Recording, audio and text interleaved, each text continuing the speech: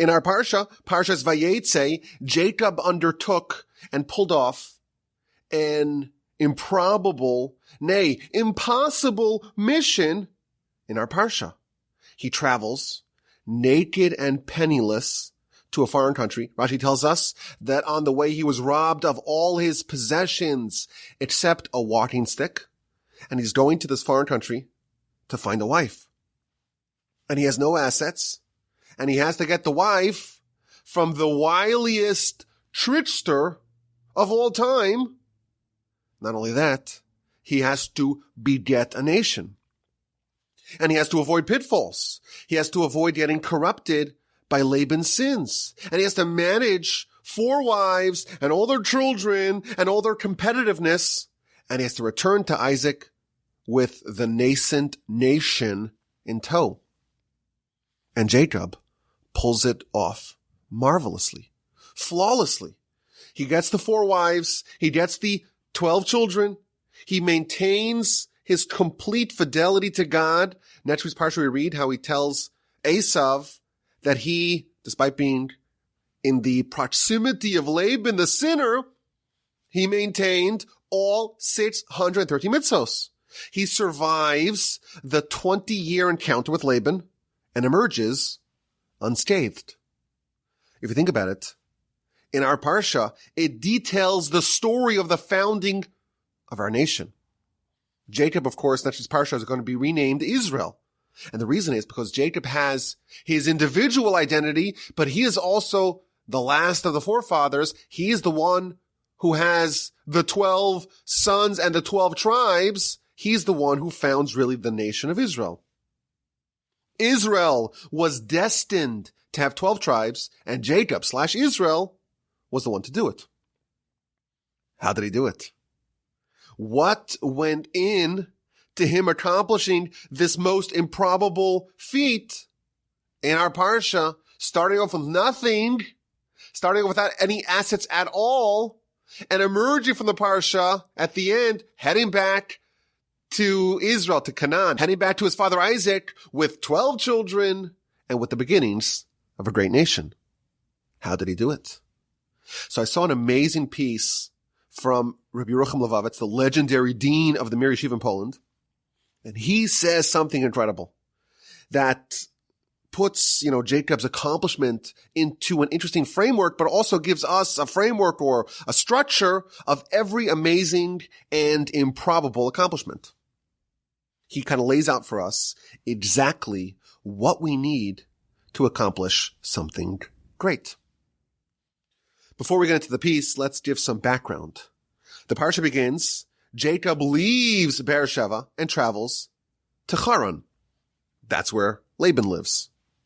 Now, in the next verse, Vayifga b'makom, he encounters the place, and he spends the night there, and of course he has the memorable dream with the ladder, and we know the story. Now, Rashi, in his comment to the second verse of our Parsha, he records 2 very unusual miracles that happened to Jacob. He notes that the word for Vayivga, the word for prayer, is strange. It means, Vayivga means to strike or to clash or to encounter.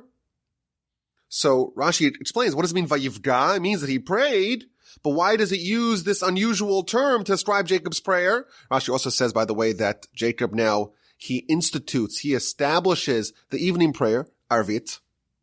Why does he use the unusual word Vayivga b'makom, and he prayed in that place when it could have said Vayitzpalel, a more standard word for prayer?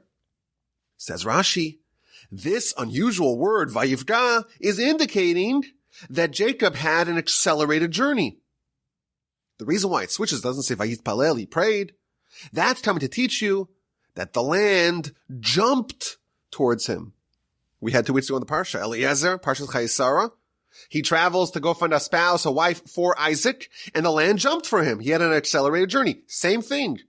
The miracle happened to Jacob as well. The land jumped for him. His journey was accelerated. That's the first miracle. And then we have a second miracle.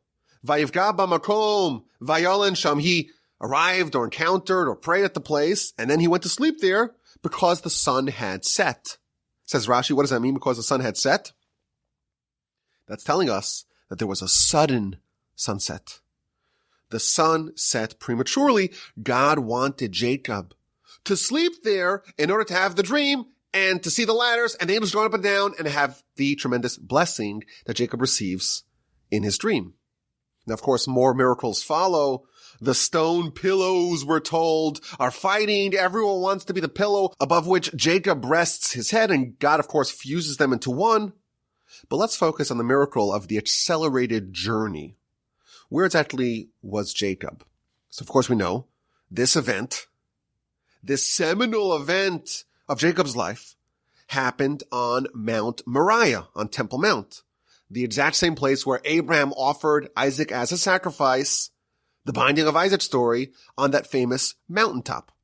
In fact, the verse says that after Jacob wakes up and he makes a vow, he also renames the place. He calls it Beth-El, the house of God. And that, in fact, is one of the names of Temple Mount.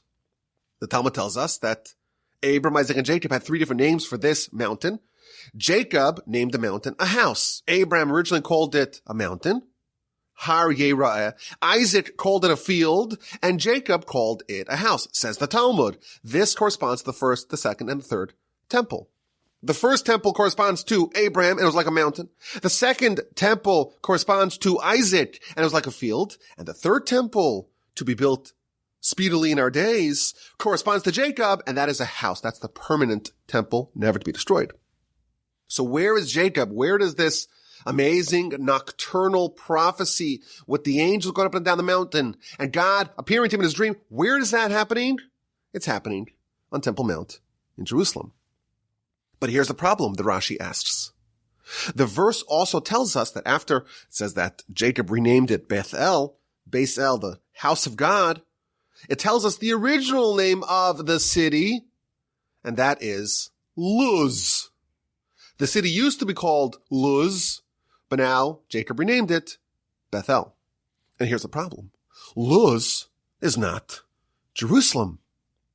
So how can Jacob be in Jerusalem on Mount Moriah and rename the mountain, yet also be in the place formerly known as Luz? So Rashi offers a very novel resolution. Jacob was in Luz, and Jacob also was in Jerusalem. Because when it says that the trip was accelerated, the land jumped for him, that doesn't mean that Jacob was ushered from where he was and he went much faster. He fast forwarded to Temple Mount. Oh no, Temple Mount, Mount Moriah, Jerusalem, uprooted itself from Jerusalem and went to him. Jacob didn't go fast to the mountain went fast to him. So the actual land that he was, the place where he was in, was a place called Luz. He renames it Beth-El. But it was also on Temple Mount because the way Jacob's trip was expedited, it was that the mountaintop uprooted itself and brought itself to Jacob, who was in Luz, and he renamed that place Beth-El. And then I guess the mountaintop picked up and went back west to Temple Mount and once again reestablished itself there. Very interesting Rashi. When Eliezer, he was traveling to Rebekah, and that trip was expedited, he went fast. The people moved fast. Here is a different kind of expedited journey. The land uprooted itself and jumped towards him. Okay, this is really interesting. And Rashi continues with a further question. We know that Jacob is traveling from Canaan, from the land that we call today the land of Israel. He's escaping, his brother wants to kill him, and he's traveling east. And if you understand the layout, you would have Canaan, and there in Beersheba. And if you were to travel east from there, you would first encounter Temple Mount. And as you travel further east, you would encounter the city of Luz. And you go even further east, you go to Haran. If you read the verse, it says he went to Haran. And only afterwards did he travel to Beth-El, to Luz, to Mount Moriah. Says Rashi something very fascinating. When Jacob passed Temple Mount, why didn't he stop there? Answers Rashi, he did not pay attention. He did not decide to go and pray there. And therefore God said, if you don't want to pray there, I'm not going to force you to pray there. I'll let you go. And he arrived all the way to Haran. He traveled all the way from Beersheba, all the way across the Arabian desert, and arrived in Haran. And that's the first verse of our Parsha. Jacob departed, he left Beersheba, and he went to Haran. But when he arrived in Haran, he said, oh no, I made a big mistake. Is it possible that I passed by the place, Temple Mount, where my forefathers, where Abraham and Isaac prayed, and I didn't pray? So he made a decision. He paid attention. He decided to go back. And he went back, and he arrived to Bethel. So he went back further west, from Haran back to Bethel, also known as Luz. And when he got there, halfway back, the Almighty expedited it and made the land jump to him, uprooted the mountain, and brought it to Luz. So Rashi here is explaining Jacob's journey. He left Beersheba, and he's heading east. And he passes Temple Mount, and he doesn't stop there. He continues east, and God says, you know what? If he's not stopping, I'm not going to stop him. And then he continues. He passes Bethel, then called Luz, and doesn't stop there, and he continues east. And again, God lets him go. And he arrives in Haran. He arrives in the city of Laban, and he says, oh no, what did I do? I passed Temple Mount, where Abraham and Isaac prayed. And he didn't stop there. So he turns around, and he travels several days to get back west, and he arrives in Bethel and Luz, and then Temple Mount jumps to him, and he prays, and the sun sets, and he goes to sleep, and he has a dream, and he wakes up and renames the city, formerly known as Luz. He renames it Bethel.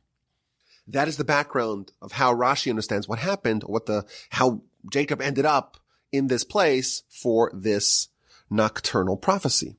Now the Ramban, he totally disagrees with Rashi. He asks a series of questions. He says, wait a minute, the Talmud makes a list of 3 people that had the same miracle, that the land jumped, or they jumped through the land, they expedited their journey. And how could Rashi say that Jacob's version of this miracle is different than Eliezer's version of this miracle? Question number 1. Question number 2, the Talmud implies that it was Jacob who was moved fast to Temple Mount, not vice versa. And also, the Ramban asks a third question. It's illogical. Jacob, at least according to Rashi, arrives in Haran, and he turns around, decides to go back to Temple Mount, and he does half the journey manually. And only then, when he's in Bethel, also known as Luz, only then does Temple Mount jump over, uproot itself, and come to him. Doesn't make sense. If you're going to make a miracle, don't do a half-hearted miracle. So he has a more traditional understanding of what happened in this journey. Take a look at the Ramban at great length. But regardless, everyone agrees that Jacob went all the way to Haran. He arrived in the city of Laban, the destination, and he turned around, and either he immediately jumped to Temple Mount, that's how the Ramban would explain it, the once in 3 times of history miracle, or he traveled manually halfway to Luz, and then the mountain atop itself traveled to him. But first he went to Haran and made a decision, a very consequential decision, to turn around. That's the background of this piece in Rabbi Yerucham. Now, Rabbi Yerucham focuses on a very interesting dynamic in this whole story. He passes Temple Mount on his original journey, and it would be very appropriate for him to stop and pray, but he fails to pay attention. He doesn't stop, and God says, I'm not going to intervene. And he arrives all the way in Haran, and he gets there, and he says, oh no, is it possible that I made a mistake? Is it possible that I passed by? I traversed the land and the location where Abraham stopped and prayed, where Isaac prayed, and I didn't pray? So he made a decision. He decided to turn around. He retraces his steps, and then a miracle happens. An amazing thing here. God did not nudge him or prompt him to stop initially. Had he done nothing, had he arrived in Haran and said, you know what, I'm here already. Let me go find Laban. Let's get this process underway. And he didn't turn around. What would have happened in that counterfactual world where Jacob did not turn around? He would never have gotten the dream. He would never have seen the ladders with the ascending and descending angels, and he wouldn't have gotten all those blessings. But he turned around, and he, in fact, did receive those blessings. And what blessings did he get? What did Jacob, and consequently all of Israel, gain thanks to his decision to turn around? So let me read you 3 verses. Chapter 28, verse 13, 14, and 15. And behold, this is Jacob's dream. Hashem was standing over him, and he said, I am Hashem, God of Abraham, your father, and God of Isaac. The ground upon which you are lying, to you will I give it, and to your descendants. Your offspring shall be as the dust of the earth, and you shall spread out powerfully westward, eastward, northward, and southward, and all the families of the earth shall bless themselves by you and by your offspring. Verse 15. Behold, I am with you. I will guard you wherever you go, and I will return you to the soil. I will not forsake you until I will have done what I've spoken about you. This is a pretty robust and meaningful and impactful blessing. God promises to give Jacob and his descendants the land. His descendants will be as numerous as the dust of the earth. You will proliferate and expand in every direction. All the families of the earth will be blessed through you and your descendants. God promises to be with you, to guard you, to bring you back here. God says, I will not abandon you. This is an incredible blessing. This is a blessing that even today we are benefiting from. And the only reason why he got it is because when he arrived in Haran and he realizes that he made a mistake, he decides to turn around and go back. That triggered miracle number 1 of expediting the journey, either, the way Rashi understands it, uprooting the mountain, bring it to him, or the way the Ramban understands it, having him fast forward to Mount Moriah. But then he gets all those miracles. The lever, the trigger, the fulcrum that tipped all those blessings his way was that he made a decision to go back and pray where his forefathers prayed. Is this the most important decision of all time? We see that Jacob's mission in our Parsha is pulled off flawlessly. How did that happen? How was he so successful? Because of this blessing. Because God was with him every single step of the way. God never abandoned him. There were no lapses in the complete divine protection. And how did he earn that? How did he merit that divine Kevlar and blessing? Because he said, oops, I made a mistake. I passed by an important site and forgot to pray. Let me turn around and go all the way back there. And that small decision completely altered the trajectory of Jacob's life, but truthfully, the trajectory of all of Jewish history. Isn't that amazing? One bit of inspiration to go pray. And as a result of that, a tremendous, incredible blessing that not only made Jacob's trip a smashing success, but his descendants are reaping the fruits of that blessing, are benefiting from the dividends of that blessing until today. Now, if you think about it, Jacob was inspired to turn around, go back to Temple Mount. It's a very nice thing. But how is it so powerful? Typically, the effort, the investment is going to be commensurate to the output, to the reward. Here, the reward seems to far outshadow the inspiration, the input. There seems to be asymmetry, incongruence between Jacob's inspiration and the fruits that it bore. How do we understand this?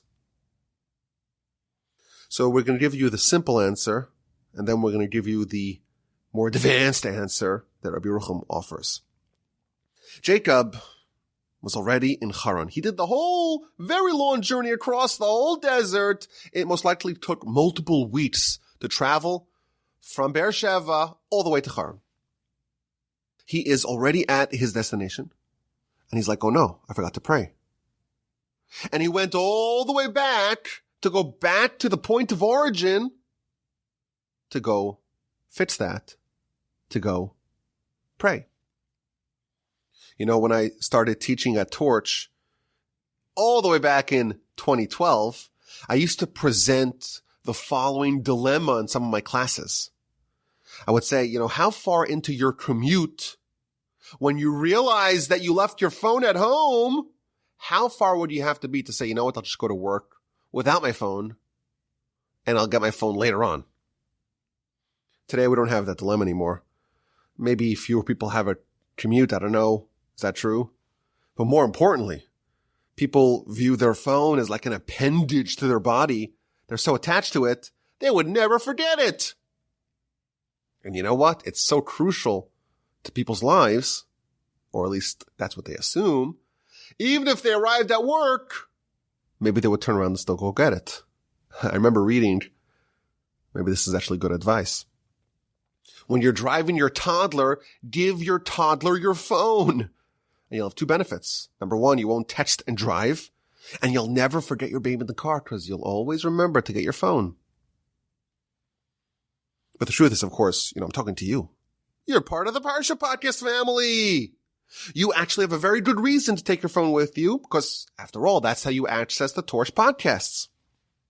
What are you going to do without it? You're going to drive to work and you're going to listen to terrestrial radio with all the ads and all the trite banality of news and weather and traffic and politics and music and talk shows. You're not going to do that. Once you start with podcasting or listening to podcasts, you can never go back. So this is not a good dilemma for you because you have to take your phone with you. And you have a very good, justifiable reason to do so. But listen to this dilemma. Imagine you forgot to pray at your house. And now you are 5 minutes into your journey. Would you turn around? Or what if you were traveling from Los Angeles to Miami, cross country?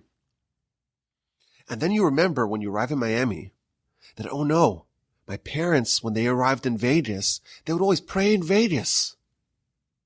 Let me turn around. Could you imagine that? You forgot to pray, and now you are in South Beach. What would you do? Jacob arrives all the way at the end of a multi-week journey. He traveled all the way from Beersheba to Haran. He gets there and says, oh no, I made a mistake. I forgot to pray on Temple Mount. Let me turn around. This is way further than LA to Miami. This is more like the Trans-Siberian Railway. He is several weeks into this journey, and he's several weeks away from Temple Mount, but he turned around nonetheless. It's a very powerful decision, and maybe that's why it is so consequential, why he earned so many rewards, eternal rewards for that decision. Now, Rabbi Yerucham says something a bit more advanced. What is the meaning of Jacob's decision to turn around and go back to pray at the spot where Abraham and Isaac prayed?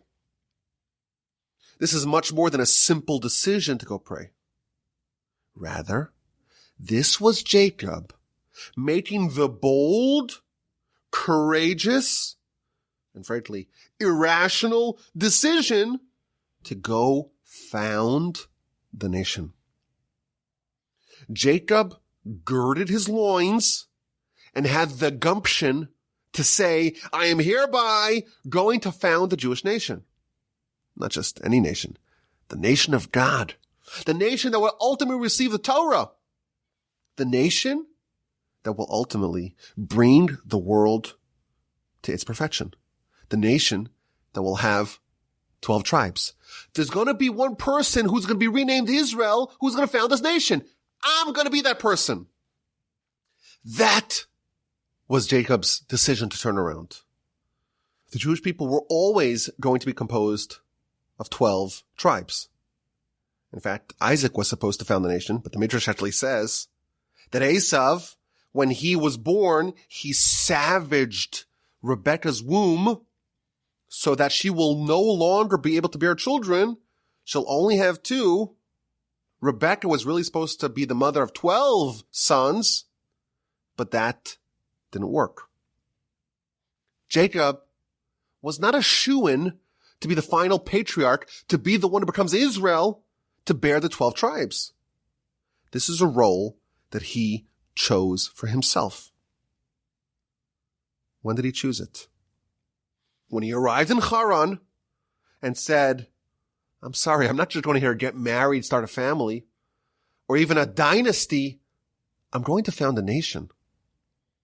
And what's appropriate for you to do when you are about to do something so grand and consequential is you have to pray at the place where Abraham and Isaac prayed.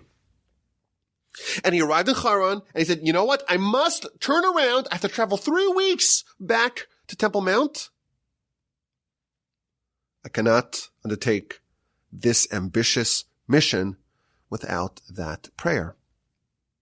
Can you imagine what this is like? You finished the long, arduous journey through the desert. You're exhausted. You're famished. You're relieved to finally be at your destination.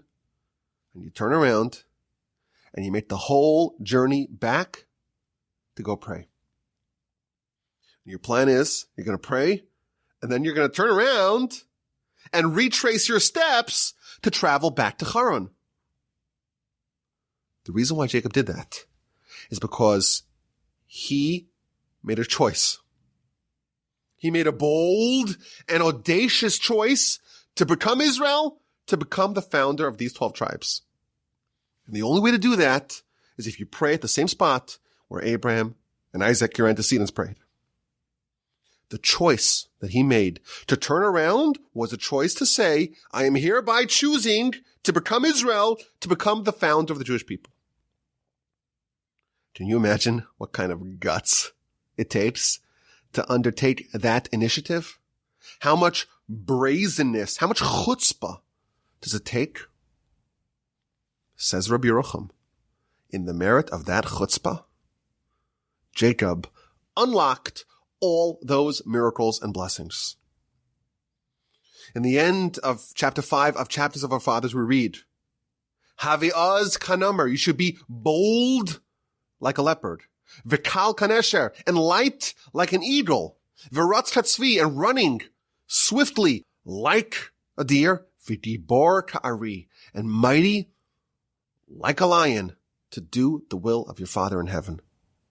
The first step of every grand accomplishment is to be bold, to be brazen, to be gutsy like a leopard. Normally, the Musar masters tell us we prize or we strive to be unassuming, to be modest, to walk with modesty with God. Jacob, in fact, was praised in last week's Parsha for being unassuming and modest. This is totally out of character for him. To say, I am going to be the one who's going to found this nation, that's a very bold and a bit irrational thing to say. But the only way to do something so big, the first step that is needed to undertake something massive, is to be a bit bold and a bit irrational. And to turn around and march back to Temple Mount and say the proper way to found this nation is to first pray where Abraham and Isaac prayed, and to banish any timidity and meekness and go for it. Now, Rabbi Yerucham contrasts Jacob's boldness with Aaron's diffidence. In Leviticus chapter 9, this is in the beginning of Parsha Shmini, the tabernacle is finally built, and Moshe tells Aaron, Krav el hamizbeach, approach the altar and go bring the sacrifices. And Rashi tells us that Moshe was nudging Aaron because Aaron was a bit diffident. He was a bit hesitant. He was unsure. he was justifiably scared to walk into the sanctuary to do the sacrifices. Who could say about themselves that they are in fact worthy of this? Aaron had the understandable uneasiness, uncertainty, bashfulness, didn't want to do it, was scared to do it. And Moshe nudged him. This is what you need to do. This is what you were chosen to do. Jacob is bold like a leopard to make this great undertaking. And once he makes that decision, all the paths are opened before him. The land jumped, or he jumped. The blessings were given. The obstacles were cleared. His path was set. Now, Baruch brings another example of someone who had this boldness to do things that were crazy, really, frankly, things that were outrageous. And that's in the story of Tamar. We're going to read about it in a few weeks. Tamar is the daughter-in-law of Judah, and she really covets, she craves bearing children from Judah. But her first husband dies because he was a sinner. Her second husband, these are both sons of Judah, also dies because he was also a sinner. Judah assumes that she is dangerous, she's a problem, sends her away, and she realizes that the only way that she can merit to bear children from Judah and to be one of the forebearers of Messiah is if she does something completely unorthodox and completely outrageous. She dresses up like a prostitute and seduces Judah. Now we're also told by the commentaries, Rashi brings this down, that she was such a modest person, even though she was Judah's daughter-in-law, he didn't know anything about her. He didn't even know what she looked like. That's how modest she was. And this modest girl, this amazing, incredible, noble woman, dresses up like a prostitute, goes to the crossroads, and seduces Judah, and eventually gets what she wanted. How gutsy was this decision? How difficult was this decision? Later on, when she is accused of a crime she did not commit, she was willing to go into a fiery pit, into a furnace to die, and that was hard. Says Rabbi Yerucham, the decision to get dressed up like a prostitute was even harder. And this is an example of someone doing something so outrageous and so fiercely bold. The only way that you can unlock something as great as what you got. You got to be bold like a leopard. But being bold is just not enough. There are 3 more steps that are needed until the mission is completed. You start off by being bold like a leopard. Then you have to take flight like an eagle. You got to run as fast as a deer and to be as mighty as a lion. We're told there was a second woman who was as bold as Tamar, and that is the wife of Potiphar, and she tries to seduce Joseph for the same reasons that Tamar tried to seduce or successfully seduced Judah. But there's a big difference. The wife of Potiphar, she ends up a villain because she did not consummate these 4 steps. She was bold like a leopard, but she couldn't bring it home.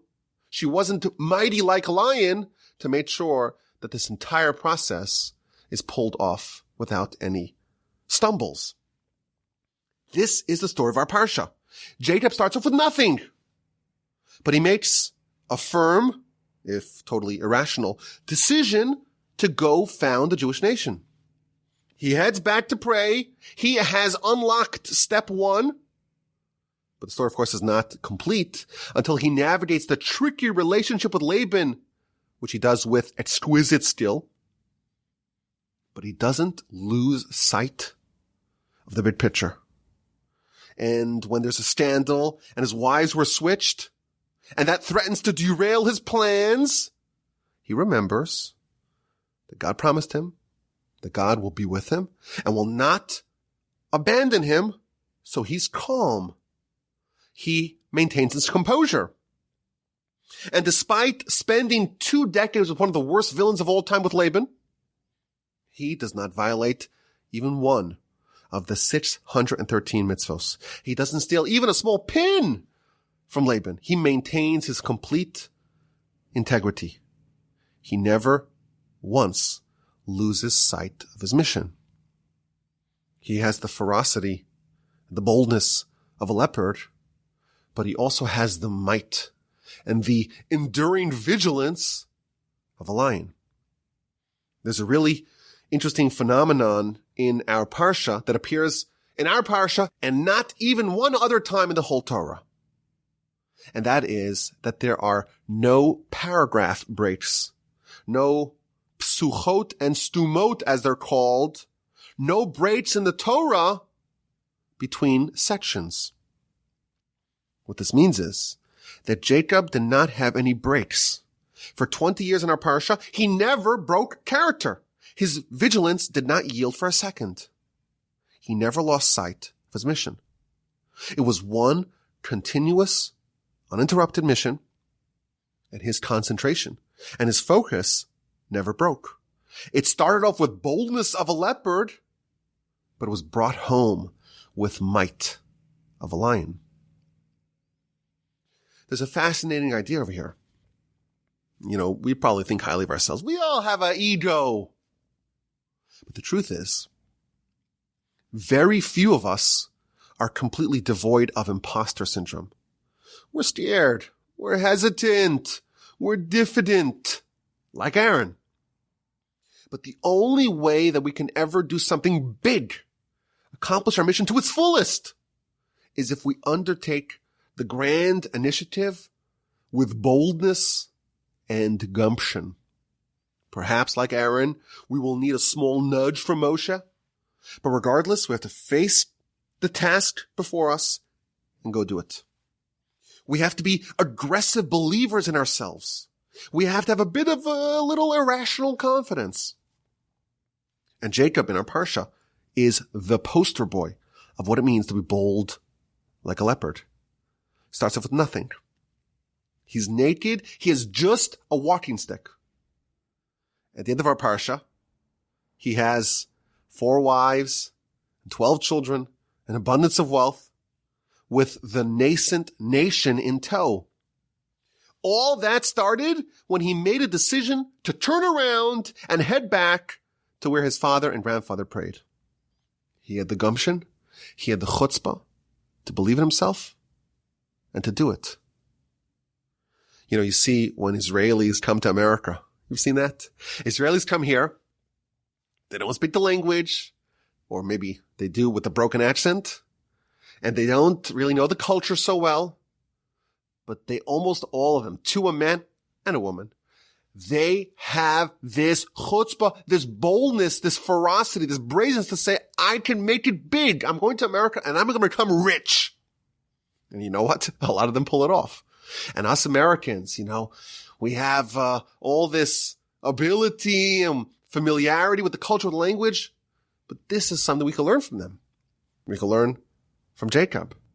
You have to be bold and aggressive. Believe in yourself. Go for it. And you know what? Once you do that, you can move mountains. This summer, I was, of course, visiting the Northeast. And whenever I go to someone's house, I always gravitate to their bookshelves to see what kind of books they have. And of course, I may or may not have a discerning eye for books. And sometimes, I'm not going to lie to you in the Parsha Podcast, sometimes I judge people, by the books that they have or the ones that they don't have. So I was perusing some books and I saw something really interesting. The author was writing how he was always wondering how Jimmy Carter ever became president. And of course, I know nothing. We all know that. I know nothing about politics. But he was saying this exact point and kind of stuck with me. He was saying that Jimmy Carter had guts and gumption that far outstripped his abilities. This is the quote. I think of Jimmy Carter. After he lost the election to Ronald Reagan, Carter came to see me in my office. He told me he was seeking contributions to the Jimmy Carter Library. I asked how much he had in mind. He responded, I would be very appreciative if you contributed $5 million. This is in the early 80s. I was dumbfounded. I didn't even answer him, but the experience taught me something. Until then, I'd never understood how Jimmy Carter became president. The answer is that as poorly qualified as he was for the job, Jimmy Carter had the nerve, the guts to ask for something extraordinary. That ability, above all, helped him get elected president. But then, of course, the American people caught on very quickly that Carter couldn't do the job, and he lost in a landslide when he ran for re-election. And I want to reiterate, I literally don't know anything about politics. So I don't know if Jimmy Carter was a good president or a bad president, but to me, this was exactly this point. This is the perspective, I think, that Rabbi Yerucham is saying here. Most people just simply don't believe at all that they could become president or even run for Congress or invent something and bring it to market or start a company, start a business, take charge in any situation. Most people don't have that confidence. But Jimmy Carter did. He was bold and took initiative. But like we said, that's only the first step. Fortune indeed favors the bold, but you need a lot more than just fortune to bring it home. After you undertake the initiative, you still have to do a lot to steer the project to completion. But nevertheless, there is tremendous power when you undertake something. When you have the outrageous and irrational confidence, that could move mountains. Jacob says, I'm going to do it, and mountains moved. The world reshaped itself to accommodate him. Maybe we could even speculate that last week's Parsha, Jacob was trained by his mother to do the outrageous. Rebekah persuaded him to get dressed up and masquerade as Esav to usurp his blessings. And Jacob, in fact, said, like, if he gets caught, he's going to be cursed and damned for all eternity. But he was trained. Go for it. Be absolutely outrageously ambitious. This would too. Of course, he turns around, heads back to the mountain, but then he finally arrives back in Haran, and he goes to the well and he sees a massive gargantuan stone on top of the well, and he just removes the stone effortlessly. He was someone who just believed in himself. Of course he could do it, and he does. I was thinking, the Rambam, he wrote the Mishnah Torah. In his introduction to Mishnah Torah, he says, this book will incorporate all of oral Torah. How gutsy is that? What kind of guts does it take to embark on such an ambitious project? The writing of the Shulchan Aruch. I'm going to completely organize and render the final rulings of halacha. Writing the Mishnah Berurah, writing any book, opening a yeshiva, even founding a family. Who do you think you are? To undertake something really massive? To add another chain to the link of continuity going back all the way to Abraham, Isaac, and Jacob? The way you do that is by recognizing, I am a descendant of Jacob. I am fierce and bold when needed. Turn around. Head back to the place where your forefathers prayed. Once you do that, the Almighty will bend the world to accommodate your ambitions. Of course, that's just the start. You still need a lot to bring it to fruition, but that boldness, that brazenness sets you on the right path, unlocks the blessings, creates the miracles, gives you the opportunity to actualize your dreams. Okay, let's get to this week's exquisite insight. I still have to struggle not to say A and Q. Exquisite insight. And it comes from the episode at the beginning of this week's Parsha. Jacob renamed the city Bethel.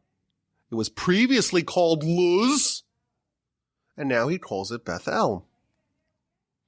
Says the Midrash, what is this city of Luz? Luz is the city, says the Midrash, in which you dye the tchelas, the special tchelas wool that you use to make the tzitzis.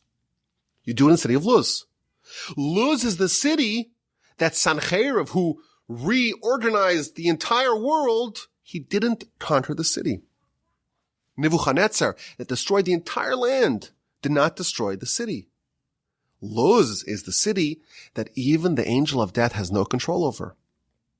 The people, the inhabitants of the city of Luz, they get to choose when they die. When they're ready to go, they leave the city. They go outside of the city, and only then they can die. This is the one city, the city of Luz, we're told in the Midrash, that the angel of death has absolutely no control over. The Talmud, the book of Sotah, page 46b, tells us that there was a, perhaps, apparently, at least, different city called Luz with the same characteristics. Again, we're told there's a city of Luz, mentioned in the book of Judges. And again, it tells us these four things. They colored the Tcheles, Sennacherib was not able to reassemble the city or move it around. Nebuchadnezzar couldn't destroy it, and even the angel of death has no control over the city. There is a city, or at least the concept of a city, called Luz, that is immune to the angel of death. Sennacherib and Nebuchadnezzar cannot touch it, and that is where you die, Tcheles, wool. What does this all mean? So there's another really interesting midrash. This is in Vayikra Rabbah 18:1. It tells us that the Roman Emperor Hadrian was crushing bones, human skeleton, human bones. And he asked the great sage Rabbi Yehoshua bar Hanania, where does the Almighty blossom man in the future? In the future, we believe in the resurrection of the dead. What is the kind of beginning of the blossoming of man anew? So he tells him it's from a bone called Luz, not the city of Luz, but the bone called Luz, which is part of the spine. He says, is that true? So the emperor was a bit incredulous. He says, bring me that bone. So they brought him the bone, and he put it in water, and it didn't become brittle. And then he tried to grind it, and it didn't become dust. And then he tried to burn it in a fire, and it wouldn't get consumed. And then he said, you know what? I'm really going to destroy this Luz bone.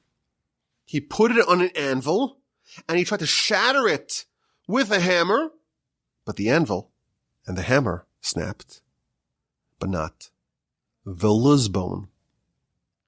There is an indestructible little bone called Luz that will serve as a seed for the future body blossoming from the ground in the resurrection of the dead. This Luz bone, it's somewhere along the spine, either on top or on bottom. According to the Kabbalists, it's right under the tefillin at the top of the spine. Others say it's at the very bottom of the spine. But there is this bone, really small bone, we're told, that serves as the seed for the future you after the resurrection. Now, why does this Luz bone have this tremendous property of being the one that reinvigorates the body and resurrects the body? So we're told in the commentaries that this is a completely spiritual bone. It only consumes nutrients from spiritual meals, specifically the Malava Malka meal that we eat after Shabbos. There's one meal a week that we eat when we're totally full. You've just been binging on food the whole Shabbos. Shabbos is over, you make Havdalah, and you're supposed to make another meal called the Malava Malka meal. That meal, it's just a spiritual meal, because there's no physical appetite for any food then. And it's just a mitzvah, there's no desire at all, and the spiritual bone only consumes from the spiritual meal. And of course, what does this have to do with anything? Here's the insight. Not quite the exquisite insight, just the insight number one. When was death decreed upon mankind? When did man become condemned to have to die? With the sin of the eating of the tree of knowledge, with the sin of Adam. Well, when was that? When did Adam eat from the tree of knowledge? Well, that was Friday afternoon. And Adam consumed the fruit, and that was absorbed by every part of Adam's body, Adam and Eve as well. And that food, that consumption, that nutrients was like venom, and every part of your body that consumed from that fruit is now condemned to suffer from death as a result of it absorbing that part of the fruit, absorbing the fruit of sin. But again, there's one part of your body, the Luz bone, that only eats Saturday night. So when Adam and Eve ate from the tree of knowledge, the luz bone did not consume anything. And therefore it did not eat from the sin, and therefore death was not decreed on this bone. Therefore, in this bone, it's still working with the assumptions that man is supposed to live forever. The Kabbalists elaborate, this bone is the opposite of the rest of the body. When you are alive, it seems dead. A person eats something and every part of the body is trying to fetch some bit of nutrients, and the luz bone says, I don't want any of it. It appears to be dead when the body's alive. It does not partake in the consumption of food. But when you're dead, all the rest of the body is dead, it is still alive. It is death resistant. And thus the concept of luz, both the luz bone and the luz city, are the same. They are all death resistant. Sancherib can't touch it. Nebuchadnezzar can't touch it. Tcheles is the color that symbolizes eternality. That is where it's done in the city of Luz. The angel of death has no way to enter the city because, like the Luz bone, the Luz city is death resistant. Now Jacob, he renames the mountain Beth El, but the city used to be called Luz. Chapter 28, verse 19, the beginning of our Parsha. Ve'ulam Luz Shem Ha'ir L'Rishonah. However, Luz was the name of the city initially. So the Kabbalists tell us something really fascinating. The Ve'ulam, the word Ve'ulam, which means however, those four letters, Vav, Aleph, Lam, and Mem, they stand for V'ne'eman Atah L'Hachayos Mesim. This is the words that we say in our prayer, and you are trustworthy to revive the dead. Ve'ulam, we trust you to revive the dead. And the verse continues, Luz Shem Ha'ir L'Rishonah. Luz Shem Ha'ir L'Rishonah. Luz was the name of the city initially, but the word Ha'ir, which means the city, can also refer to waking up. Like hit or rerut, to wake up. So you could read this verse, Ve'ulam, and the resurrection of dead will happen, or Luz is the beginning of the resurrection. The first to wake up is the Luz. Fascinating stuff here.